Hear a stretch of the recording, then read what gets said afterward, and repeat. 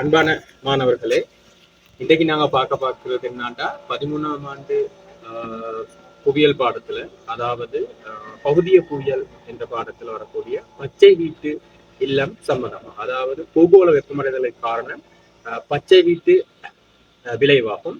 அதாவது பச்சை வீட்டு விளைவு என்றால் என்ன அப்படின்னா, சூரியன் சிற்றலையா வந்து நெட்டலையாக தெரிப்படைந்து போகும். அப்படி போகும்போது அந்த வளிமண்டல காணப்படக்கூடிய இயற்கையான வாயுக்களான பச்சை வீட்டு வாயுவான கார்பன் ஆக்சைடு, மீத்தேன், அதே மாதிரி nitrogen oxide, chlorofluoro carbon, ozone போன்ற வாயுக்கள் வந்து சூரிய ஒளியை ஆத்துரிவதன் காரணமாக புவியிட வெப்பநிலை அதிகரிக்கிறது.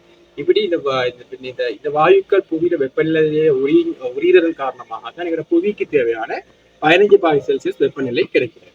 அதே நீ புவிக்கு இந்த வெப்பநிலை இந்த இப்படியாப்பட்ட வாயுக்கள் சூரிய ஒளியை அகத்துரியாவிடின் புவியிட வெப்பநிலை வந்து -18°C மாறக்கூடிய சந்தர்ப்பம் இருக்கிறது. அப்ப இதை எங்களுக்கு தெளிவாக விளங்கப்படுத்துறது எப்படின்னா வந்து இந்த பச்சை வீட்டு வாயுக்கள் தான், அதாவது பச்சை வீட்டு வாயுக்களோட செயற்பாடு மாதிரியே தான் இந்த குளிர் மகள் இதுதான் கிரீன் ஹவுஸ் எஃபெக்ட்னு சொல்லக்கூடிய, அதாவது பச்சை வீட்டு விளைவு சம்பந்தமாக வரக்கூடிய கண்ணாடி வீடுன்னு சொல்லக்கூடியதுதான் இது ஹக்கல பார்க்கில் தான் காணப்படுறது.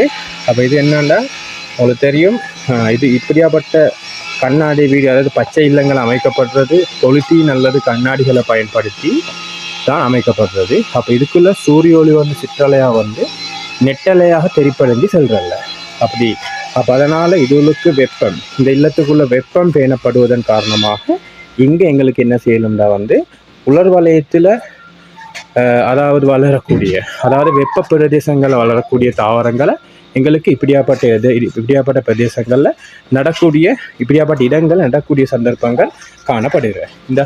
இதெல்லாம் வந்து வெப்ப வலயத்தில் வளரக்கூடிய முக்கியமான தாவரங்களாகத்தான் காணப்படுற. ஆனால் இந்த பகுதியில் இந்த இல்லத்தில் குளிர்பிரதேச தாவரங்களும் வெற்றிக்கிற. ஆனால் வந்து இப்போ வெப்ப வலயத்தில் வரக்கூடிய தாவரங்கள் முக்கியமாக இதில் காட்டப்பட்டிருக்கு. இதில் கோமாரிக்காண்டு சொல்லக்கூடிய கற்றாழை அடிப்படையான சிறிய வகையான தாவரங்கள் நடப்பட்டிருக்கிற. அதே மாதிரி இந்த இடத்துல கல்லின்னு சொல்லக்கூடிய தாவரம் நடப்பட்டிருக்கிற. கல்லி இதெல்லாம் வெப்ப வலயத்தில் வரக்கூடிய முக்கியமான தாவரங்கள் தான். அதுகள் எல்லாம் விதிகளில் நடப்பட்டிருக்கிற. இதெல்லாம் இங்கே நடுவதற்கான காரணங்கள் வந்து இப்படியாப்பட்ட இல்லங்கள் அமைச்சு உருவாக்குறது. அதன் போது வந்து வெப்ப வலயத்தில் வரக்கூடிய தாவரங்கள் இங்கு இலகுவாக நாற்றத்துக்கான இயல்பு காணப்படுறது.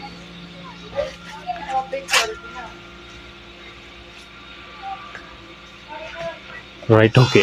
அப்போ இது எங்களுக்கு A-level ஜியோகிரஃபியில் 13 கைடில், அதாவது ஃபிசிக்கல் ஜியோகிரஃபியில் பூகோள வெப்பமடைதல், அதாவது பச்சை வீட்டு விளைவு அதோடு சம்மந்தப்பட்ட ஒரு பாடமாகத்தான் நிற்கிறேன்.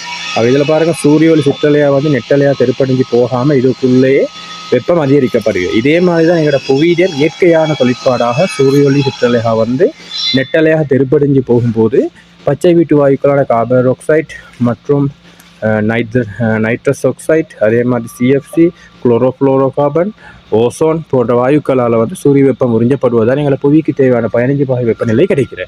ஆனால் இந்த பச்சை வீட்டு வாயுக்கள் இல்லாட்டி எங்களோட புவியிட வெப்பநிலை வந்து -18°C அதிகரிக்கப்படும் என கூறப்படுது. அப்போ இதே மாதிரி இயற்கையான ஒரு செயற்பாடு தான் சூரிய ஒளி பட்டு திரும்ப தெரிப்படைஞ்சு போகாமல் இந்த இல்லத்துக்குள்ளே, இந்த கண்ணாடி வீட்டின் உள்ளேயே வெப்பம் அதிகரிப்பதனால் இதில் வந்து இதுக்கு தான் சொல்கிறது வந்து வெப்ப வலயத்தில் வரக்கூடிய தாவரம் வருவதற்காக அமைக்கப்பட்டிருக்கக்கூடிய பச்சையிட்டு இல்லங்கள், அதாவது கண்ணாடி வீடு, கிரீன் ஹவுஸ்ன்னு சொல்கிறது இதுக்கு தான்.